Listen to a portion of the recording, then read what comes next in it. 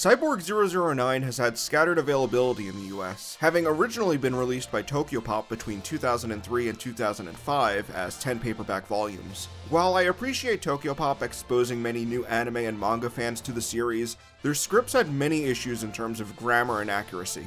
In 2012, when those 10 volumes of Cyborg 009 were added to the now defunct platform Comixology, these scripts were still used with only a handful of corrections. So I wanted to make this video to explain some of those issues that persist in the only available English version of the series to date. The point of this video isn't to harass or mock the people who were willing to give Cyborg 009 a chance overseas, though there may be some light warranted jabs, but rather to inform potential readers and even future potential licensees about these issues. My hope is that if Cyborg 009 ever gets another chance in North America, be it physical or digital, that these errors are corrected. This might not be every single mistake or inconsistency, but I've done my best to highlight all of the ones that stuck out to me or have been pointed out by fans over the years. This does not include anything that was corrected when the series was added to Comixology.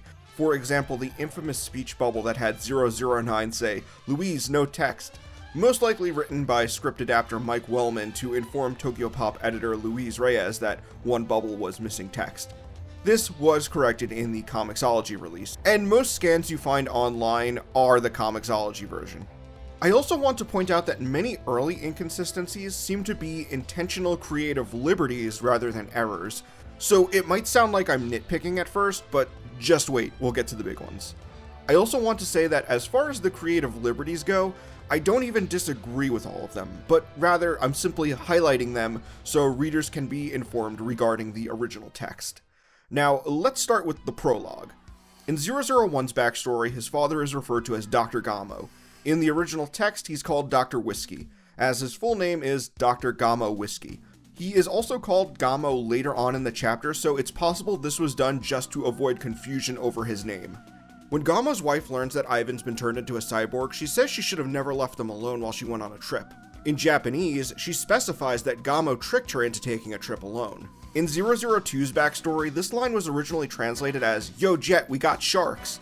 Jet is 002's real name, and his gang has a rival gang called the Sharks, or the Black Sharks in some adaptations. When added to Comixology, an S was added to read, "Yo Jets, we got sharks."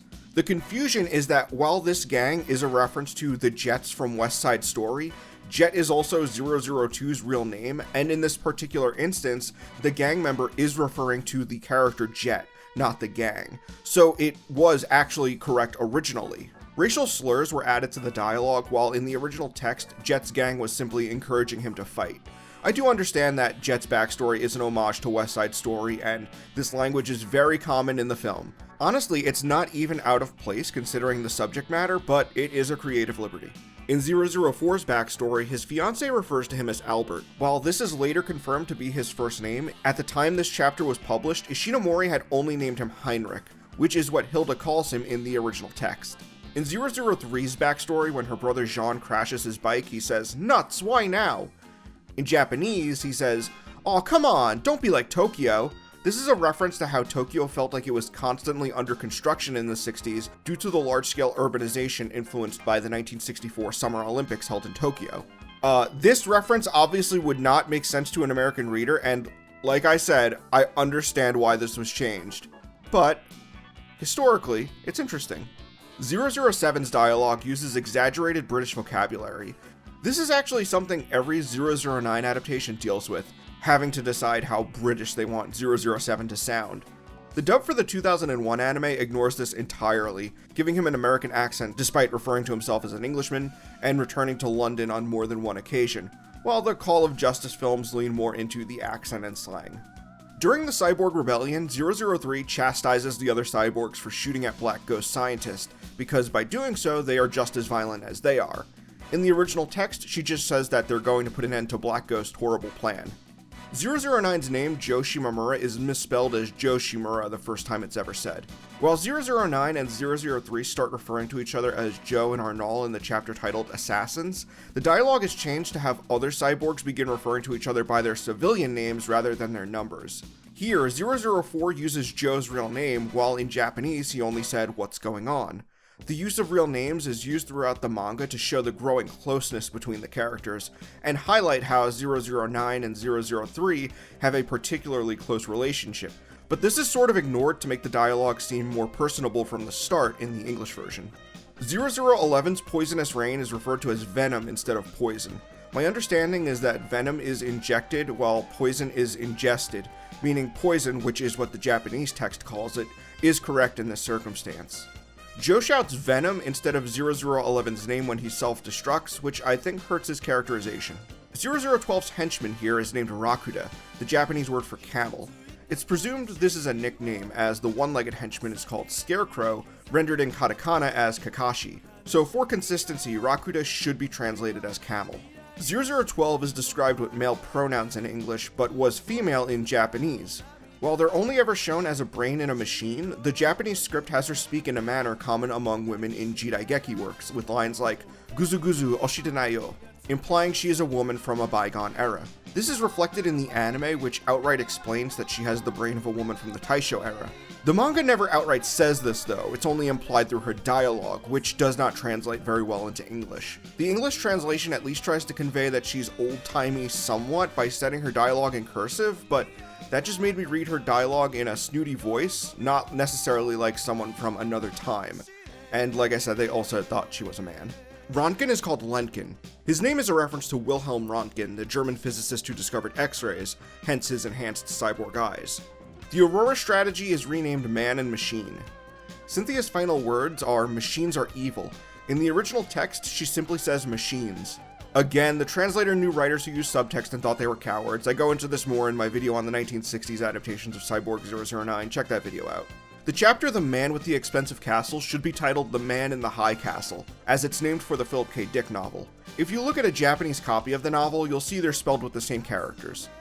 The man they meet in the store during this story also says "oh my god" and then hits this pose. In Japanese he says "she." This is a reference to Fujio Akatsuka's Osamatsu-kun, where the character Yomi will say "she" and hit this exact pose. It's very popular and gets referenced in a lot of Japanese media. Akatsuka and Hishinomori were actually very close friends and lived together for several years in the Tokiwaso apartment complex. Later in the chapter, Jet says, "I'm back like a bad cold." In Japanese, he says, "this is what acceleration mode can do." Originally, Ishinomori wanted Jet to have an acceleration mode similar to but weaker than 009's, but this was eventually dropped, and this line is a remnant of that idea. This idea was incorporated into the 2001 anime though. Chapter 15 is titled Empty War. It should be titled Vacuum War, as the title is a reference to the vacuum of space. Chapter 16 is titled The New Type of Bomb, Thunder and Lightning. This should be titled The New Bomb Model Raiden. In the Vietnam arc, there's an instance where Commander Godiem is accidentally called Godiem. The Mythos cyborgs have their names translated as Mutos cyborgs. I understand this is because of how the katakana for Mythos is rendered, and the dub for the anime Princess Tutu also had this issue. However, nearly all other translations for Cyborg 009 do call them the Mythos cyborgs. 002's dialogue is written to make him sound like a 60s beatnik. I hate it. The names of the Mythos cyborgs have a consistency issue. Some are referred to by their original Greek names, while others are referred to by the anglicized versions of their names. For example, the Centaur is called Centaurus, Helen is called Helena, but Apollo isn't called Apollon. Generally, my preference is for the anglicized versions of the names. This was done for the 2001 anime, both the sub and dub track. Whereas Cyborg 009 vs. Devilman opts to use the original versions, calling Apollo Apollon. The issue is that Ishinomori later repurposed the character design for Helena and reintroduced her as an unrelated character called Helen. Because of these extenuating circumstances, my preference is also a little inconsistent, as I prefer the anglicized names, but I also feel like Helen needs to be called Helena to differentiate her from Helen, who appears later in the Yomi arc. Dr. Gaia refers to the Mythos cyborgs as the Myoto cyborgs. This is a spelling error on top of a mistranslation. The only word Hippo Man can say is Kaba, but Kaba just means hippo in Japanese. Since it isn't a proper name or a unique word, it should just be translated as hippo. Helena says, "I lost to An 00, it should be I lost to A 00. The 00 cyborgs are called this many times before this scene, so I don't know why the scriptwriter started reading 00 as OO in here of all places. It has been written out phonetically. This is one of the most famous scenes in Cyborg 009. In this scene, Apollo has shown many amazing powers, while 009 has only used his accelerator. Apollo asks 009, what other powers do you have? And 009 responds, Ato wa yuki dake da, or all I have left is courage. The line is so popular that fans make comparisons over which voice actor for 009 said it best. Ato wa nanda? Ato wa yuki dake da. Ato wa yuki dake da. Nani? Ato wa nanda? Ato wa勇気だけだ。まさか加速装置だけじゃないだろう。あとはどんな力を持っているんだい。009。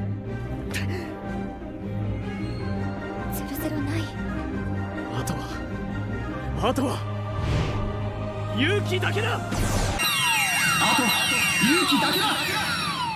In English, Ato wa yuki dake da is translated as, "You've underestimated me yet again," which doesn't really have the same impact or quotability as all I have left is courage.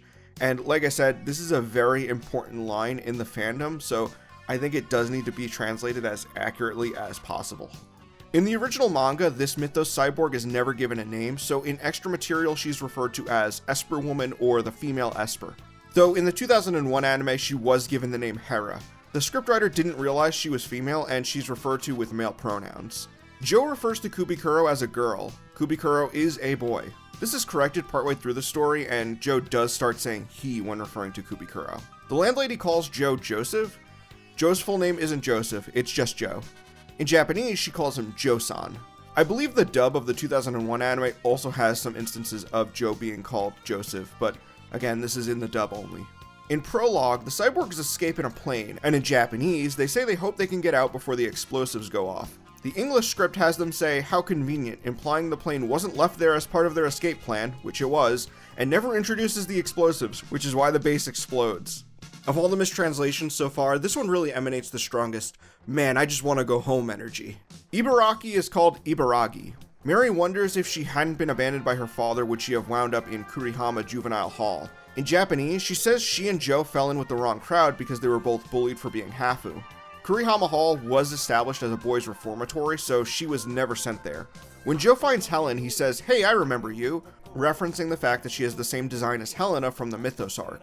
In Japanese, Joe only says, hey, hang in there, as the Mythos arc was not considered canon at this time due to the manga's cancellation during its run, so Ishinomori wasn't concerned with these characters having the same design and similar names. When 008 is being operated on, 007 tells 002 that if the people of the world joins forces, we'll stop this ridiculous war and live in peace. In Japanese, he says we'll stop the futile wars like the one your country just started. This is a reference to the Vietnam War, which was ongoing as the manga was being published. When 004 tells Helen what happened to his fiancé, he says that afterwards Dr. Gilmore contacted him, and the wording makes it sound like 004 chose to become a cyborg on his own accord. In Japanese, he says Dr. Gilmore and Black Ghost were contacted and then he was turned into a cyborg. Van Vogt is translated as Ban Bogart. Van Vogt's name has been the subject of many odd localizations, such as the 2001 anime calling him Van Bagoot, but his name is a reference to science fiction writer A.E. Van Vogt and was properly translated in the Cyborg 009 vs. Devilman OVA. Helen's twin sister is called Venus. Her name is Vina, spelled without the final katakana you would use to spell Venus. Van Vogt, who was initially called Van Bogart, is now called Van Bogart, and this spelling would be used for the remainder of the series. Helen and Vina's other sister is called Diana. Her name should be Dinah. Helen and Vina's other sister is called Aphrodite. Her name is just Afro. The Zatan are called the Zartan. It's believed the name Zatan is a play on Satan, since the Zatan are creatures that rule the underworld. Yomi is called Hades. Yomi in Japanese refers to the concept of the underworld, so Hades would be the Western equivalent, but my preference is for it to remain as Yomi. Both the dub and subtrack for the 2001 anime opt to call it Yomi over Hades, so that is the most well-known name among Western fans. Helen's race is called the Poor Workers. In Japanese, they are Puawak, which is a pun on the phrase poor workers since they are treated as slaves, but this translation ignores that it's still supposed to sound like an exotic word to the reader. The dub of the 2001 anime refers to them as Puawak, which is close enough, while the subtrack calls them Pua Workers, a romanization that I am not satisfied with. Skull is called Scar. The final chapter, which should be titled From Here to Eternity, is called From the Surface to Quick Freeze. It literally sounds like they translated this title from Japanese to Chinese to Russian before it made its way into English. I couldn't for the life of me figure out how they came up with this title. Luckily, Aocchi, who does translations and QC for Hayden fansubs, and helped review some of the Japanese text in earlier parts of this video, was able to give me an explanation, so I'm just gonna have him explain it. So this is actually yet another case of the translators missing what is a very obvious reference to another piece of art, as the title of this chapter is a direct reference to the 1951 American novel From Here to Eternity, though this alone does not explain how he ended up with surface instead of here and quick freeze instead of eternity.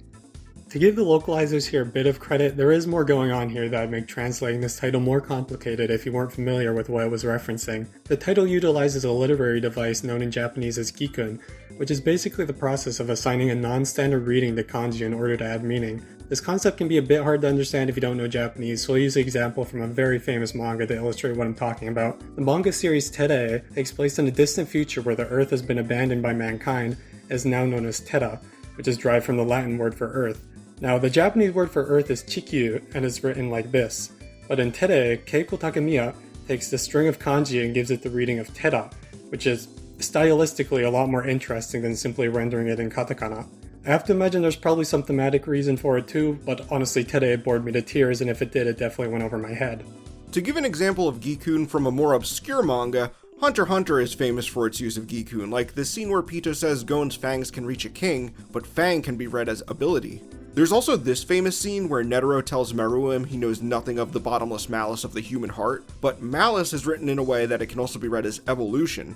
Fans like to fight over which translation is correct, but in actuality, both are technically correct. To return to the Cyborg 009 translation, the first word in this title is typically read as Chijou, and means the Earth's surface. However, the furigana, which are the kana written above the kanji that tell you how to pronounce the word, read koko, which in Japanese means here. The purpose of this is to thematically tie the idea of the Earth's surface to the concept of here. Since we don't really have anything similar to this in English, it can be hard to translate gikun and fully preserve the nuance it provides. Surface was obviously not the best translation here, but it's excusable. Again, if you ignore the fact that it's a direct reference to From Here to Eternity. What's less excusable, however, is how we got from eternity to quick freeze, as there's no literary device or anything here to complicate things, it's just a mistranslation. What I think happened here is that the translator might have misread the kanji in the word eternity. The word eternity is made up of two kanji characters, the first itself meaning eternity and the second meaning distant. The kanji for eternity just so happens to look a lot like the kanji for freeze, while the kanji for distant also happens to look pretty similar to the kanji for fast. The thing is, all four of these kanji are incredibly common and any competent translator should be deeply familiar with all of them. Additionally, this word also includes furigana, which confirms that the word is meant to be read as toa, which unlike the gikun used earlier just means eternity. When 002 flies off to save Joe, he says, "Look, if I ever needed you, it's right now." In Japanese, he says, "God, I'm praying to you for the first time." Shockingly, this line was partially corrected when added to Comixology though, so it now reads, "God, if I ever needed you, it's right now." It's not a 100% retranslation of the line, but it is more accurate than it was before. After 002 flies off to save 009, 004 delivers a speech lamenting war, and ends it by saying he was actually quoting a novel. In Japanese, he's quoting the Japanese translation of a line from the Book of Exodus. And that was it! 50 mistranslations that still persist in the only English translation of the Cyborg 009 manga. Hopefully this video brings more attention to this issue, and if Cyborg 009 is given another chance, these errors can be corrected. And if not, I'm actually going to kill myself. Be sure to like and subscribe for more Cyborg 009 content. I know that that's a bit of a saturated market here on YouTube, but I think I'm worth giving a chance. Please, I've lost all my money in Guy Slugger. Guy Slugger was a bust, it was a fucking rug pull. Please subscribe, please Patreon, donate money.